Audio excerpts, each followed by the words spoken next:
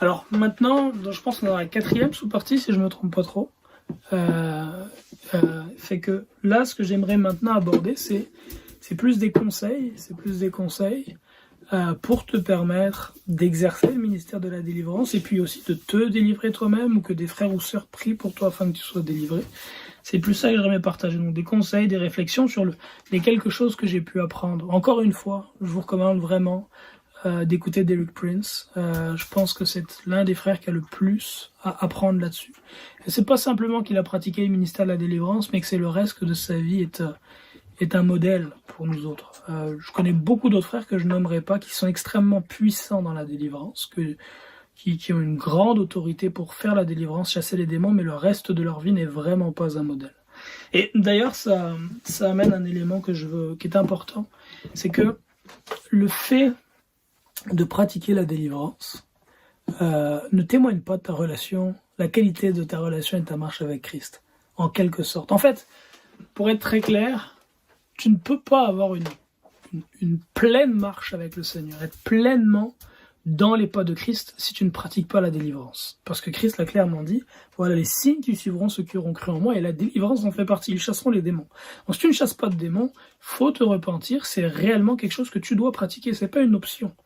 Et si tu veux continuer à vivre en faisant comme si de rien n'était, ben c'est une vie d'hypocrite. C'est ce que je disais en 2018 dans une vidéo, je dis j'ai été hypocrite, je m'en repens, c'est que de faire sa marche chrétienne en voyant des manquements par rapport à ce que Christ nous a montré, et de pas être quelque part dans une position où Seigneur je veux ça, Seigneur je l'ai pas, où on reconnaît la chose telle qu'elle est, I don't have it Lord, je l'ai pas et puis je veux que ce soit comme ça dans ma vie parce que c'était comme ça dans la tienne. Mais si on n'a pas cette attitude-là, lorsque c'est pas présent, c'est de l'hypocrisie tout simplement. Et puis la plus grande posture hypocrite qui existe dans l'Église, c'est ce qu'on appelle le cessationnisme. Maintenant, si on ne peut pas avoir, s'il est vrai qu'on n'a pas une pleine marche à l'image de Christ lorsque la délivrance est absente, comme d'autres choses d'ailleurs, la délivrance est un élément parmi d'autres. De l'autre côté, le fait d'avoir la délivrance, donc le fait de pratiquer la délivrance, le fait de pratiquer cette autorité-là et puis de délivrer les frères et sœurs, d'avoir été délivré soi-même, ne signifie pas qu'on a une marche avec le Seigneur qui est droite comme il aimerait qu'elle le soit. Pourquoi? Christ le dit lui-même. Beaucoup viendront le voir en jour-là, ils diront, n'avons-nous pas délivré des malades, des démoniaques, n'avons pas chassé les démons, prié, guéri les malades? Il leur dira, je vous ai jamais connu. Donc de la même façon que c'est un élément qui est extrêmement important à avoir, il ne faut pas que tu t'appuies là-dessus pour te dire que tu es justifié en quelque sorte par ça. Ça, c'est un point qui est vraiment important. C'est sur quoi je crois, les éléments de notre vie qui peuvent nous aider réellement à nous sonder et voir si on est dans la foi, c'est de regarder, si on est agréable à Dieu, c'est de regarder les fruits qu'on porte, notamment les fruits de l'esprit. Est-ce que notre caractère est transformé à l'image de celui du Seigneur Jésus-Christ? Et s'il l'est, ça va se traduire par une vie particulière dans laquelle on prend soin des veuves, des orphelins, de ceux qui sont dans le besoin notamment. Et je ne développerai pas là-dessus aujourd'hui.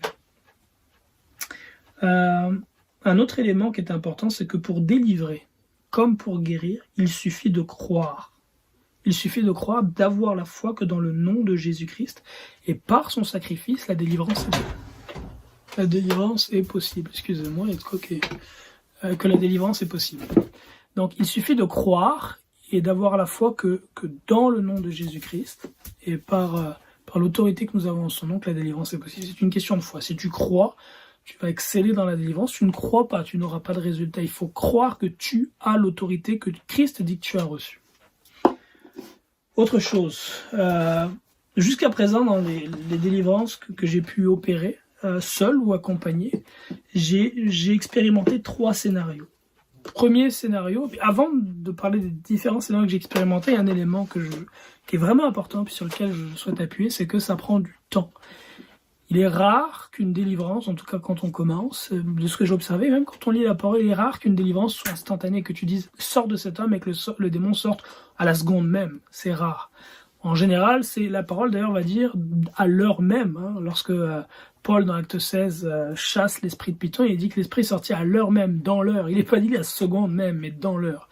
Et souvent, c'est ce que j'ai observé, c'est que lorsqu'on prie pour la délivrance, ça va prendre déjà souvent quinzaine de minutes avant qu'un esprit se manifeste. Fait pendant une quinzaine de minutes, par la foi, t'ordonnes à l'esprit mauvais de sortir. Tu combats l'esprit mauvais alors qu'il se manifeste pas. Fait que ça peut vraiment amener le doute et te dire, y a-tu vraiment un esprit mauvais qui est là? Est-ce que je suis vraiment dans la bonne direction? Mais persévère. Souvent, ce qui se passe, c'est que c'est au bout d'une douzaine, quinzaine de minutes que là, le démon commence à se manifester à travers la personne. Et quand il se manifeste à travers la personne, après, ben là, il faut continuer à combattre. Puis quelquefois, ça va prendre 30, 40, 50 minutes, 1 heure avant que cet esprit mauvais sorte. Le plus souvent qu'autrement, ce que j'observais, c'est qu'un esprit sort dans l'heure, effectivement. Mais pas dans la seconde. Donc ça, c'est très important, ce point-là. Sois patient et persévère. Abandonne pas après 30 secondes. Abandonne pas après 30 secondes. Les 3 types de scénarios que j'ai rencontrés, que je rencontre encore. Le premier scénario, c'est pas de manifestation. Donc, prier pour quelqu'un pendant plus de 15 minutes, tu vas prier pour lui, prendre autorité, essayer de chercher à chasser l'esprit, commander à l'esprit mauvais de sortir pendant 20, 25, 30, 40 minutes, et il se passe rien. Le fait qu'il se passe rien ne veut pas dire qu'il n'y a rien. Ça, c'est très important. Et j'ai fait des délivrances avec des personnes, il est certain qu'il y a des esprits mauvais, mais qui ne se sont pas manifestés. Et de ma connaissance, ça peut être dû à 2 choses. Premièrement, ma foi, le fait que ma foi ne soit pas assez forte. Et Christ le dit clairement, à un moment, les disciples essaient de libérer un enfant qui est possédé par un esprit lunatique, et ils n'y arrivent pas. Et Christ leur dit, c'est parce qu'ils manquaient de foi, tout simplement. Il fallait qu'ils prient, puis qu'ils jeûnent davantage. Fait que la première chose, c'est ça, c'est ma défaillance à moi, en tant qu'enfant de Dieu, au niveau de ma foi. Ça, c'est une première raison pour laquelle l'esprit ne se manifesterait pas ou ne sortirait pas. La deuxième raison, c'est parce que la personne n'est pas prête à délaisser.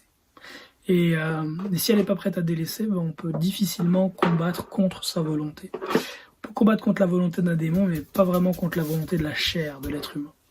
Un exemple de ça, c'est la première délivrance que j'ai failli vivre lorsque un frère a voulu prier pour moi, parce qu'il voyait en moi un esprit qui se manifestait lorsqu'on priait, dans les genres de spasmes que j'avais, bouger comme ça, et avec des mots qui sortaient sans que je le contrôle moi-même. Souvent c'était des mots en langue qui sortaient, mais je ne le contrôlais pas. Et ce frère-là a prié pour moi, mais genre là il ne s'est rien passé. Pourtant après une dizaine de minutes, rien ne s'est manifesté. Je pense pas que c'est sa foi qui défaillait. Je pense plus que c'est moi qui n'étais pas prêt. J'étais pas arrivé à cet endroit-là de brisement puis de renoncement auquel j'étais prêt à laisser aller, à reconnaître. Fait que ça c'est le premier élément. Fait que premier scénario qu'on peut rencontrer, pas de manifestation. Fait que là ça veut pas dire qu'il y a rien, mais ça veut dire qu'il faut prier davantage. Donc arrêtez là, puis prendre le temps, quelques journées, semaines, peu importe, pour prier, pour jeûner, build up the faith, prier pour la personne aussi, et puis qu'elle prie aussi pour elle-même, et après ça recommencer. J'ai eu aussi des délivrances, des manifestations en fait, mais sans délivrance. Donc où le démon, l'esprit mauvais, va se manifester, mais il va pas sortir. Fait que là encore, je crois que les raisons peuvent être les deux mêmes que je mentionnais tantôt. Et puis enfin, et c'est ça qu'on veut qu'il arrive, c'est ça qu'on veut qu'il arrive, bah c'est des délivrances. C'est des délivrances, puis que l'esprit mauvais sorte réellement. Puis, j'ai donné un exemple pour pas de manifestation, je vais donner mon exemple à moi. Je peux donner un exemple pour une manifestation sans délivrance. Je me souviens, un frère qui m'appelle, il était allé dans une église ici au Québec, puis avec sa copine, sa fiancée, puis sortant de là, la jeune fille était comme elle semble, elle se contrôlait pas, elle disait des choses qui n'avaient pas de bon sens. Il m'appelle, il me dit, Mehdi, je sais pas quoi faire. C'est bizarre, on est à l'église tantôt, elle est allée à l'hôtel, le pasteur a imposé les mains, puis là elle se comporte d'une façon qui est bizarre, elle vient. On commence à prier, puis effectivement, après quelques minutes, un esprit commence à se manifester, elle est prise de fou rire. Un rire moqueur et fort, vraiment un rire de Jézabel. Et puis on a pris autorité, on était combien? C'est 3 frères, on a pris autorité pour que l'esprit mauvais sorte. Il n'est pas sorti, il ne voulait pas partir. Fait qu'au bout d'un moment, on a laissé, on a arrêté là. Mais un élément qu'il y a lorsque tu chasses un esprit, donc je t'ordonne de sortir au nom du Seigneur Jésus-Christ, esprit mauvais, tu quittes maintenant au nom de Christ, par l'autorité qu'il y a dans le nom du Seigneur Jésus-Christ, la parole de Dieu déclare que j'ai toute autorité en Jésus-Christ, je t'ordonne de sortir. Tu combats contre l'esprit de cette façon, l'esprit ne sort pas, ça peut être bon de prendre une pause et de demander à la personne que tu es en train d'essayer de délivrer qu'est-ce qui devient à l'esprit. Parce que l'Esprit Saint peut lui amener dans la pensée des péchés dont il faut qu'elle se repente, puisque souvent c'est le péché, c'est le péché qui a ouvert une porte, mais c'est aussi le péché qui donne le droit à l'esprit de demeurer.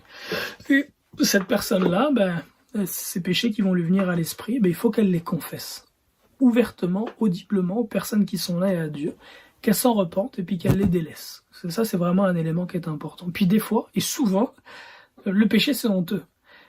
Et c'est important de ne pas être retenu par la honte ou l'orgueil, plutôt devrais-je dire, pour ne pas confesser le péché. Si le péché n'est pas confessé, tu vas rester enchaîné. Confesse ta faute.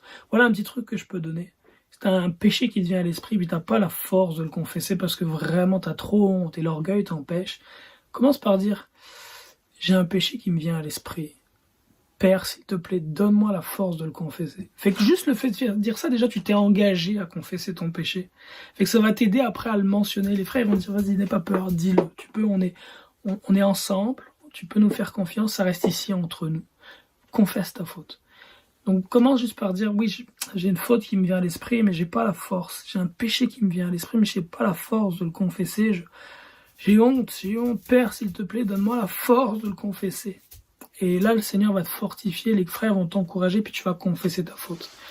Et la parole de Dieu, la Bible déclare que celui qui ne retient sa faute, il ne prospère pas. Mais celui qui la confesse, il obtient miséricorde. Et c'est ça que tu veux, c'est que Dieu te pardonne, que tu aies miséricorde, afin que tu sois délivré. Fait qu'une fois que le péché est confessé, et ça peut être aussi confesser le faute de quelqu'un d'autre, comme ton père, ta mère, ton grand-père, ta grand-mère, parce que des fois, il y a des malédictions qui viennent des grands-parents. La Bible dit que on peut être maudit jusqu'à la 3e et 4e génération à cause des péchés de nos ancêtres. Fait que des fois, le Seigneur, il va te rappeler une faute, un exemple, par exemple, une manifestation sans délivrance, une sœur pour laquelle je priais, qui était tombée dans la fornication, l'adultère, elle avait eu tout un parcours vraiment difficile, avait été violée aussi. Je priais pour sa délivrance, puis les esprits se manifestaient, esprit de colère, esprit de rage, un autre esprit qui s'appelait Raya, un nom assez particulier. Et rien ne sortait, mais se manifestait. C'était plus elle qui était là, c'était une délivrance en vidéo sur WhatsApp. C'était plus cette sœur-là qui est une sœur calme, douce, c'était vraiment une autre personne. Et ça commençait à sortir, mais ça bloquait, ça sortait pas. Et j'arrête, puis je dis, ma sœur, qu'est-ce qui te vient à l'esprit? Et ce qui lui est venu à l'esprit, en fait, c'était sa grand-mère. Sa grand-mère. Qu'est-ce qu'il y a par rapport à ta grand-mère? Je porte le nom de ma grand-mère. Elle portait le nom de sa grand-mère, puis sa grand-mère est une femme qui allait voir les marabouts de son vivant, donc les sorciers. J'ai pas été capable de faire la délivrance, peut-être mon manque de foi, ou peut-être qu'il y a quelque chose qu'on n'a pas été capable de trouver pour briser le lien, mais j'ai pas été capable d'amener la délivrance à son terme, dans le fond. Alors, encore un exemple, dans cette délivrance-là que j'ai trouvé intéressant, c'est que avant que les esprits commencent à se manifester, ça m'a pris de prier pendant une dizaine de minutes, prendre autorité pendant une dizaine de minutes, avant que il se passe rien, au bout d'une dizaine de minutes, j'arrête, je demande à la sœur, est-ce que quelque chose te vient à l'esprit? Elle me dit oui, l'alcoolisme de mon grand-père. Mon grand-père était un alcoolo, il buvait et tout. Je dis ok, confesse la faute de ton grand-père. Parce que l'Écriture nous dit là encore de confesser les fautes de nos pères. Fait qu'elle confesse la faute de son grand-père, elle demande pardon au Seigneur par rapport à ça, je reprends et instantanément les esprits ont commencé à se manifester.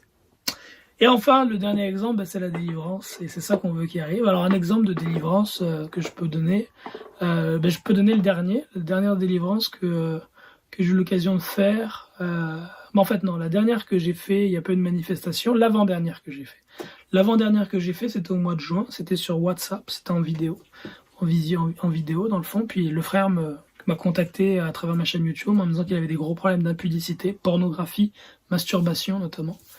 Fait que j'ai offert, écoute, s'il y a ces éléments-là, c'est parce que tu as ouvert une porte. Fait que confesse les fautes que tu as fait. Là, on va prier ensemble. Tu confesses au Père à voix haute. Tu renonces à ces fautes-là. Puis après ça, moi, je vais prendre autorité puis chasser ces esprits mauvais. Donc, c'est ce qu'il a fait. Il s'est repenti. Il a confessé à voix haute.